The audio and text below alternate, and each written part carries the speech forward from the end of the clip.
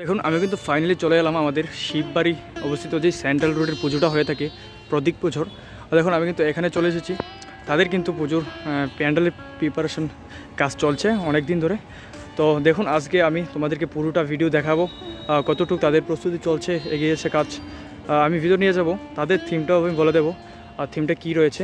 তো চলো আমি ভিতরে যাই আস্তে আস্তে আর দেখবো তাদের কাজ কতটুকু এগিয়েছে। দেখুন তাদের এই প্যান্ডেলটা কিন্তু এবার পুরোটাই ওপেনের একটি ডিজাইনিং থাকছে, মানে ওপেন থাকবে। প্রতিমা বাইরে থেকেও দেখা যাবে, ভিতরে গেলে তো দেখা যাবেই। দেখুন আর চারিদিক কিন্তু ঘুরিয়ে কিন্তু প্যান্ডেলটা এবার হচ্ছে তাদের।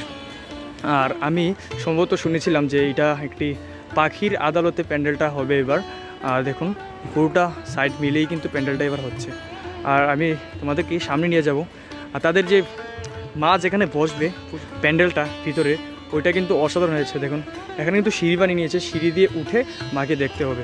তো দেখুন আমি ভিতরে নিয়ে যাব, কতটুকু কাজ এগিয়েছে দেখব। তো চলো ভিতরে যাই আমি আস্তে আস্তে। ভিতরে এসে কিন্তু দেখি কাকু কাজ করছে এবং তাদের যে উপরের টাকচারগুলি আছে বাঁশের আর কাঠের কাজ চলছে ধীরে ধীরে। আর বাঁশের কাজ তো পুরোই কমপ্লিট। আর দেখুন ঠিক ঠাকুরটা কিন্তু এখানে বসবে।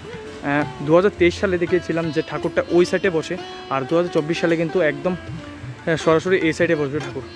আর দেখুন তাদের কাঠের বাটামের কাজ কিন্তু তার সঙ্গে চলছে। আর পুরোপুরি কিন্তু তাদের বাঁশের কাজ কমপ্লিট, আর বাঁশের কাজ নেই মনে হচ্ছে। আর এখন তাদের কাঠের কাজ চলছে। আর আমি তোমাদেরকে বলবো যে সেন্ট্রাল রোড যুব সমাজ ক্লাব কিন্তু প্রত্যেক বছর একটি ভালো থিমের পুজো করে থাকে। আর 2024 সালেও যে পুজোটা করছে এটাও কিন্তু একটি ভালো থিমের পুজোই করছে।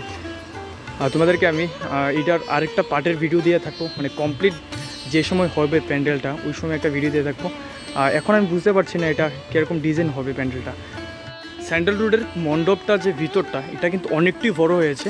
আর আমি কাকুর থেকে জানতে পারলাম যে চারদিক মিলিয়ে কিন্তু গাছপালা থাকবে এবং তার সাথে কিন্তু পাখি যে ডাকে ওরকম একটা সাউন্ড থাকবে আর কি মণ্ডপটার ভিতরে। আর দেখুন ঠাকুরটা কিন্তু এখানে বসবে। আর সামনের কতটুকু কাজ এগিয়েছে এটা দেখাবো। আর সামনে কি আর টাকচার উঠবে কি না এতটুকুই থাকবে এটা আমি তোমাদেরকে দেখাবো। তো চলো আমি ভিতরে বাইরে আবার যাই, বাইরে গিয়ে দেখি। আর দেখুন ওই এদিক দিয়ে কিন্তু এন্ট্রি করবে। এন্ট্রি গেটটা কিন্তু ছোটো হয়ে গেছে একটু বেশ কি। ঠিক এই জায়গাটাতে দাঁড়িয়ে আছি, দেখুন যে জায়গাটাতে মানুষ এন্ট্রি করবে প্রতিমা দেখার জন্য ওইখানে দাঁড়িয়ে আছি।